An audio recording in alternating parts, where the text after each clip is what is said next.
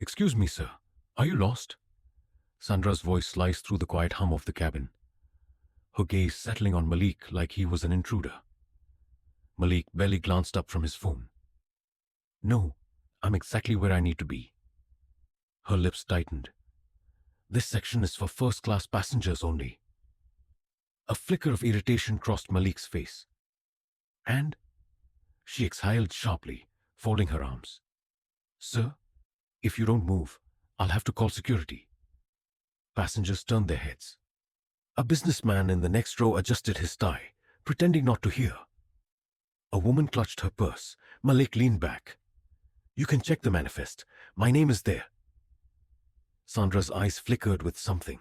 Annoyance. Doubt. Then she reached forward. Let me see your ticket. Before Malik could respond, Sandra's fingers snatched the boarding pass from his tray table. Hey! Malik's protest was cut off as she squinted at the ticket, flipping it over, as if expecting to find a forgery. Her brow furrowed. This can't be right. Did you purchase this yourself? Malik clenched his jaw.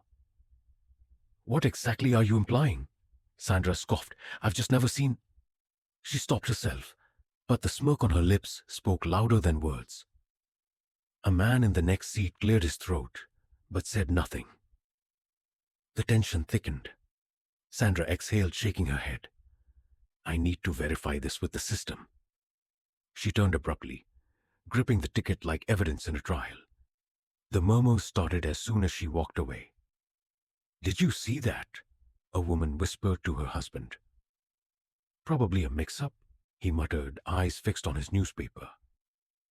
Across the aisle, a teenager raised his phone slightly, angling the camera toward Malik. Others avoided eye contact. Some scrolled through their phones, pretending this wasn't happening, but the air in the cabin had shifted, heavy, charged. Malik exhaled, rubbing his temple. He could feel the stares, the silent assumptions. Someone behind him let out a quiet chuckle. Should have known. Malik clenched his fists. Sandra returned, eyes blazing.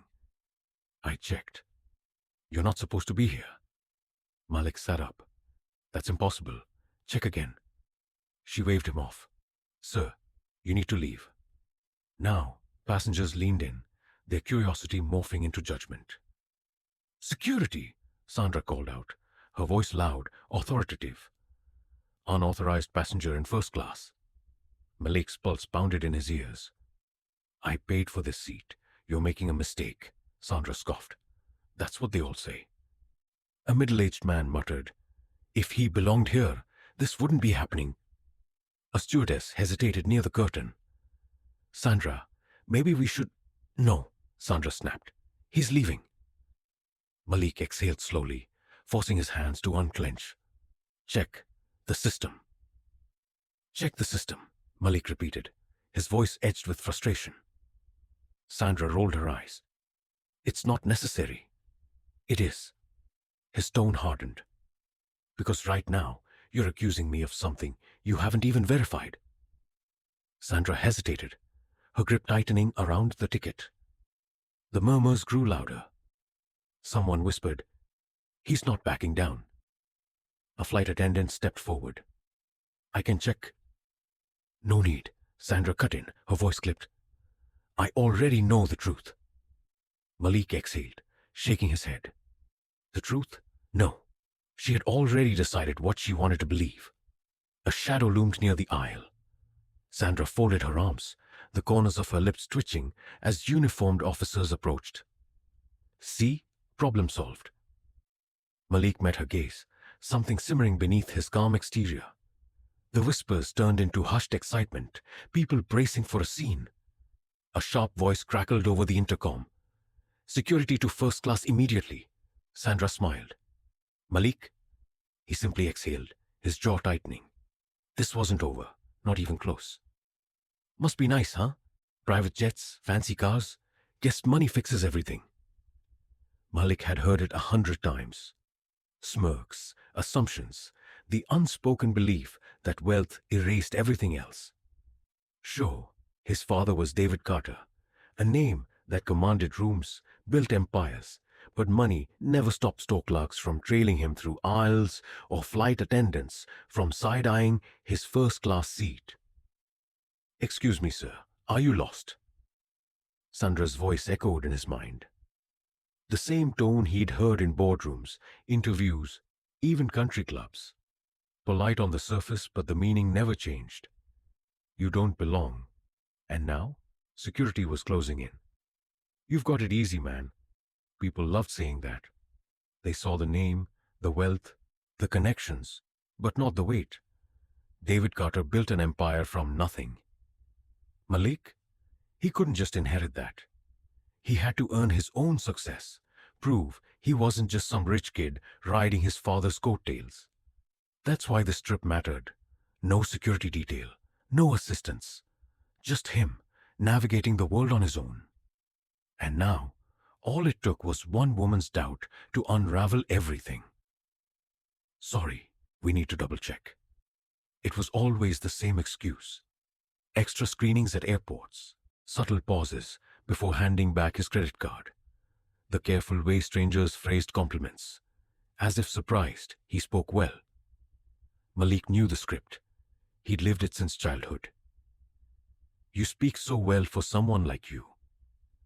"Oh, wow, you went to Harvard?" "Sorry, just a routine check. Hope you understand." Every time, a choice. Call it out and be the problem, or let it go and keep the peace. But peace was exhausting. "You sure about this?" his father had asked. Malik had smiled. "Yeah, I need this." No chauffeurs, no assistants. Just him. A chance to prove, to himself, to the world, that he could handle life without his father's influence. First class was a small indulgence, a reward for his own hard work. But now, sitting here, with judgmental eyes locked onto him, and security approaching, Malik wondered if it had ever really been his choice to make. Always stay calm, his father had taught him. Dignity is the greatest weapon. Malik had carried that lesson through boardrooms, through interviews, through every quiet act of doubt. But this wasn't a business meeting. This was humiliation, public and unchecked. Calm? With security closing in, calm wasn't so easy. The murmurs grew louder. Someone's phone camera glowed. Security officers approached, their posture stiff, assessing. Malik's fingers curled into fists beneath the tray table. Years of restraint, of swallowing pride, of letting things go, boiling to the surface. Sandra's smirk lingered. He exhaled sharply. This wasn't over. "Excuse me, could I get a glass of water?" Malik's voice was calm, measured. Sandra barely glanced at him. A flicker of acknowledgement, nothing more. Minutes passed, then more. Passengers beside him placed orders, received them promptly. Wine glasses clinked, ice cubes rattled. Malik shifted in his seat. Maybe she forgot? "Excuse me." Sandra walked past without pause. A polite smile reserved for the older gentleman across the aisle. Malik exhaled slowly. It wasn't the first time. Wouldn't be the last. But right now, with eyes still lingering from earlier, the silence felt deliberate. When the glass finally arrived, Sandra all but dropped it on his tray. No coaster, no napkin, no ice. Malik glanced at the passengers nearby. Crystal clear glasses, filled to the brim. Cubes of ice clinking inside. No ice. His voice was neutral. Sandra's smile was thin, practiced. "Oh, I didn't think you'd mind." Mind? Of course not. Just like he hadn't minded being ignored, or the pointed stares. He picked up the lukewarm glass, rolling it between his fingers. The message wasn't in the drink. It was in the delivery. "Oh, absolutely, Mr. Dawson. Right away." Sandra's voice carried across the cabin, warm and effortless. She leaned in slightly as she spoke, a soft laugh in her tone. Malik watched, the casual ease, the unspoken familiarity. Then her gaze flicked to him, and like that, the warmth vanished. "Anything else?" The words were clipped, formal. The kind of politeness reserved for someone you wanted to be done with. Malik's jaw tightened. He wasn't expecting kindness, just fairness. And fairness had no place here. A few rows ahead, a teenager stretched out comfortably, sneakers propped up against the footrest. "Can I get another Coke?" the boy asked. Sandra beamed. "Of course, a sweetheart. Anything else?" No hesitation, no second glances, just effortless service. Malik sat straighter. Same class, same privilege, different treatment. He wasn't imagining it. A flight attendant's job was to serve everyone equally. But equality, it seemed, depended on the color of your skin. And right now, Malik wasn't just a passenger. He was an anomaly, patterns. He had learned to recognize them young. The way voices changed, the subtle shifts in body language, the quiet, unspoken question in people's eyes. "Why are you here?" Sandra's avoidance, the hesitant service, the pointed contrast. It wasn't outright hostility, but it didn't have to be. It was in the little things. And when enough little things stacked up, they became impossible to ignore. Sandra's eyes flicked downward, lingering on his designer duffel bag. Her lips pressed together. Then, "Are you sure you're in the right seat?" Malik stilled. "Not, can I see your ticket?" Not, "Is there something I can help with?" Number. This wasn't curiosity. It was an accusation. "Sir, I'm going to have to ask you to move to economy." Sandra's voice was sharp, cutting through the hum of the cabin. Conversations quieted. Heads turned. Malik blinked. "Excuse me?" "First class is for paying customers," she said loud enough for everyone to hear. A murmur rippled through the cabin. Malik's chest tightened. "I'm a paying customer." His voice was steady, controlled. Sandra's lips curled. "Oh, really? Because I don't think you belong here." It was an accusation. "Sir, I'm going to have to ask you to move to economy." Sandra's voice was sharp, cutting through the hum of the cabin. Conversations quieted. Heads turned. Malik blinked. "Excuse me?" "First class is for paying customers," she said loud enough for everyone to hear. A murmur rippled through the cabin. Malik's chest tightened. "I am a paying customer." His voice was steady, controlled. Sandra's lips curled. "Oh, really? Because I don't think you belong here." The way she said it, the slow emphasis, the knowing glance around the cabin, said more than her words ever could. Malik felt the weight of dozens of eyes, scrutinizing, judging, waiting. But he wasn't going anywhere. The whispers spread like wildfire. "What's going on? Did he sneak in?" People do anything for an upgrade these days. A phone screen glowed in Malik's peripheral vision. Someone was recording. A few passengers turned away, pretending not to notice. Others watched, curiosity flickering in their expressions. The weight in Malik's stomach grew heavier. He had been here before. This silent courtroom where everyone was a witness, but no one was an ally. He exhaled slowly. Don't react. Don't give them a reason. But his pulse was hammering now, and Sandra wasn't finished. "You want proof?" Malik reached for his pocket. "Here's my boarding pass." Sandra snatched it before he could react, holding it up like a trophy.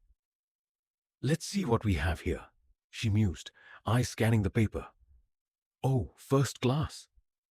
Interesting." She tilted it toward the nearest passenger, smirking. "Would you believe it?" Laughter, soft, knowing. Malik's jaw tightened. "Give that back." Sandra pulled it away, waving it lightly. "Relax, I'm just checking. Wouldn't want any misunderstandings."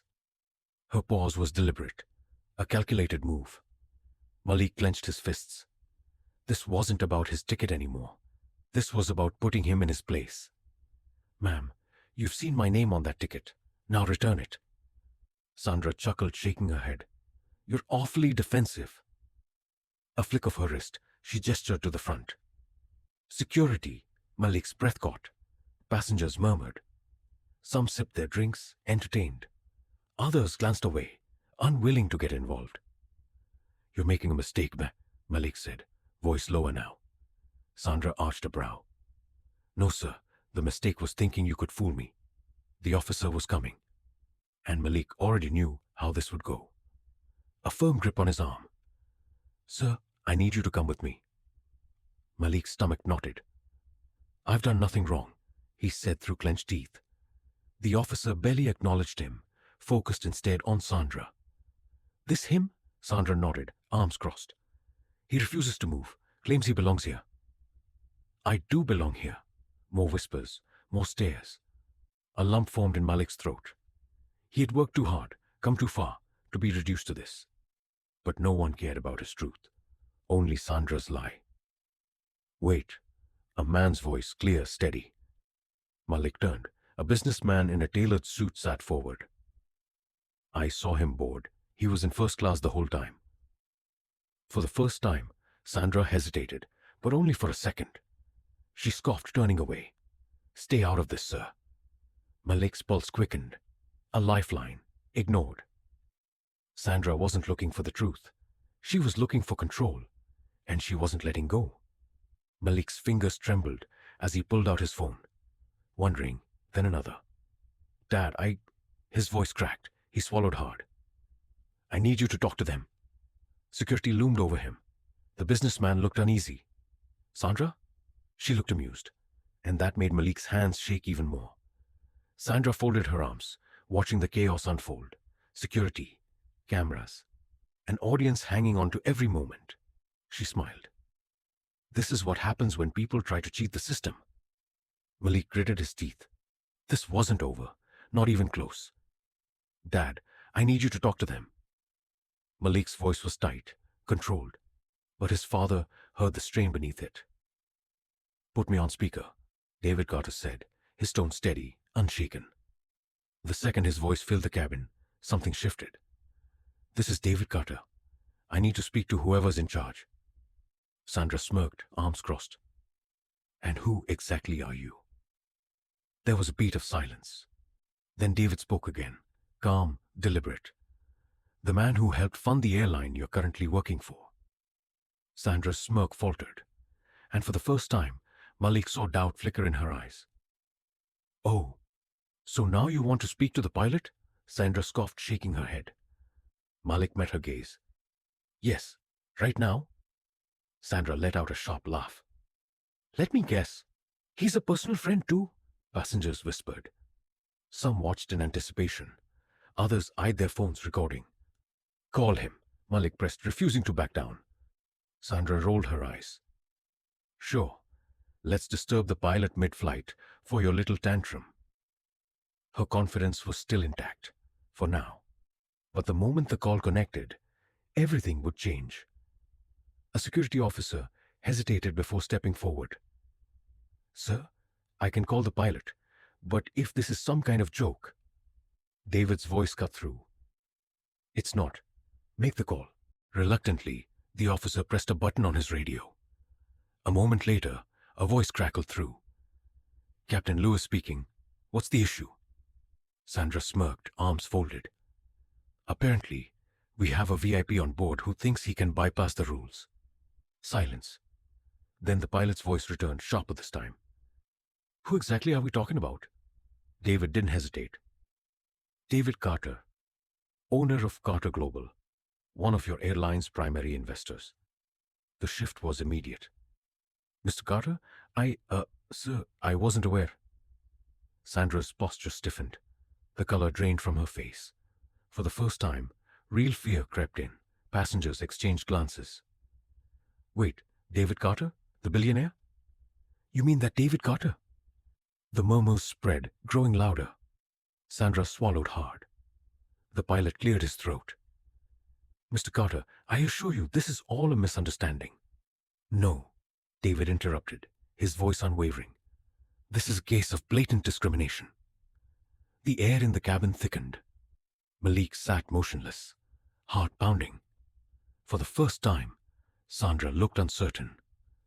Her authority, the power she had wielded so carelessly, was slipping through her fingers, and she knew it. Let me make this clear, David continued, his voice steady but firm. I will not tolerate my son being treated like this. Sandra exhaled sharply. Sir, I own a controlling stake in this airline, David continued. So when I say that what's happening here is unacceptable, I mean, it will have consequences. Passengers gasped. Sandra's lips parted, but no words came out. Captain Lewis, David addressed the pilot directly. Is this how you allow your staff to operate? The hesitation was telling. Absolutely not, sir, the pilot said quickly. I assure you, this will be handled immediately. Sandra's hands trembled. The power balance had shifted, and she wasn't ready for what came next. Sandra's smirk had vanished. Her fingers twitched, grip tightening around the boarding pass she had stolen from Malik. Sir, I was just following protocol, she started, but even she knew it sounded weak. Passengers stared, some with satisfaction, others with growing unease. The businessman who had spoken earlier shook his head. Following protocol or following your own bias? Sandra swallowed. Enough, the pilot's voice rang through the intercom. Sandra, step down immediately. She froze. The moment she had dreaded had arrived, and there was no escaping it. I said, step down. The finality in the pilot's tone shattered what little confidence Sandra had left. Security exchanged glances, unsure whether to keep holding Malik or release him. And let Mr. Carter's son go, the pilot added. Sandra stiffened. Her control over the situation was gone. The officers who had manhandled Malik only moments ago suddenly took a step back. Sir, we didn't know, one of them muttered. Malik exhaled slowly. You didn't care, he corrected, voice low. And for the first time, they had no argument. Sandra's voice wavered. I was just doing my job. Passengers scoffed. The businessman shook his head. Your job? Malik echoed, his voice steady now. Or your prejudice? Sandra opened her mouth, then closed it. She had lost, and she knew it. Where is my son? David Carter's voice sliced through the tension as he strode into the airport. The buzz of conversation faded. Eyes widened. Phones lifted, recording. Malik exhaled, relief washing over him. A cluster of airline executives snapped to attention. The CEO himself, red-faced and visibly rattled, pushed through the crowd. Mr. Carter, we weren't aware. David cut him off. You weren't aware, or you didn't care. Silence. Sandra, still frozen near security, visibly paled. David's gaze landed on her, cold, unforgiving.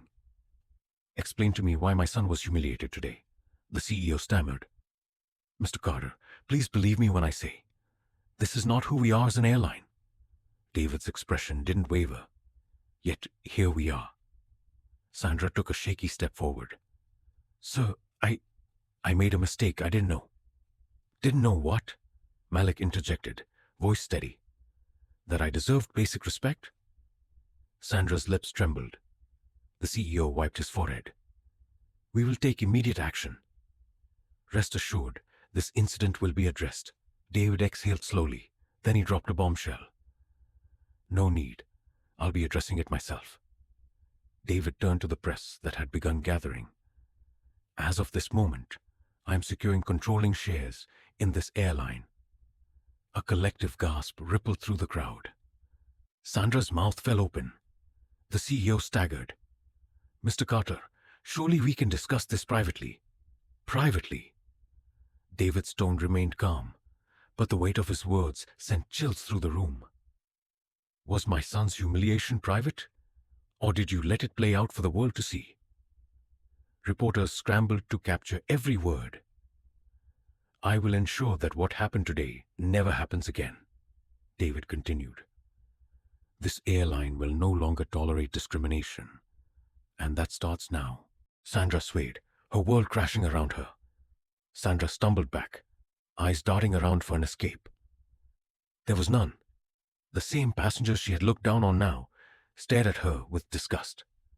Her hands clenched into fists. I was just following policy. No one believed her. A reporter leaned in. Miss Sanders, do you have a statement? She couldn't speak, couldn't breathe. This wasn't just a reprimand. This was the end, and she knew it. The CEO straightened, clearing his throat. Effective immediately, Sandra Sanders is no longer employed by this airline. A murmur spread. Malik blinked, processing the words. Sandra choked out a breath. Wait, you can't just... Yes, we can, the CEO said stiffly. And we must. Security, the same men who had once grabbed Malik, now turned toward her. Please leave the premises, one of them said. Sandra's lips trembled. She'd spent the entire flight making Malik feel like he didn't belong. Now she was the one being removed. Malik watched Sandra, her arrogance shattered, but there was no satisfaction in it. Firing her isn't enough, he said quietly. David turned to him. What do you suggest? Malik exhaled. This isn't just about me. How many others have been treated like this? His father nodded. Then we changed the system. Sandra lifted her head, but Malik didn't look at her. She wasn't his focus anymore. David stepped forward. Under my leadership, new policies will be enforced. Discrimination, overt or subtle, will not be tolerated. A wave of approval rippled through the crowd. Every passenger deserves respect, Malik added. No exceptions. His father smiled. And now, that respect will be mandatory. Sandra squeezed her eyes shut. Security motioned for Sandra to leave. The cameras didn't turn away. Her steps were unsteady, her breath short. This wasn't just the loss of a job. It was a permanent stain, one that wouldn't be erased. As she walked past Malik, he didn't speak. He didn't need to. What would you have done? Malik's voice lingers, not just in the airport, but in the minds of everyone watching. If you were in my place, would you have fought back? Would you have spoken up? Or would you have stayed silent? I know I'm not the only one who's experienced this. Malik pauses. Have you ever faced discrimination? Have you ever been judged before you had a chance to prove yourself? He looks directly at the audience. Tell your story. I'm listening. Racism isn't always loud. Sometimes it's a look, a rule that suddenly applies, a door that quietly closes. He exhales. Let's talk about it. Let's ask the hard questions. Let's stop pretending it isn't happening. His gaze sharpens. Will you be part of the conversation? This isn't just my story. It's bigger than me. Malik's voice is firm. If this video made you think, share it. If it made you feel something, like and comment. Let's make sure no one else has to experience this alone. Racism is still here. Ignoring it won't make it disappear. Malik's words hang in the air. But talking about it, that's how change starts. A beat of silence. Then, so what are you going to do?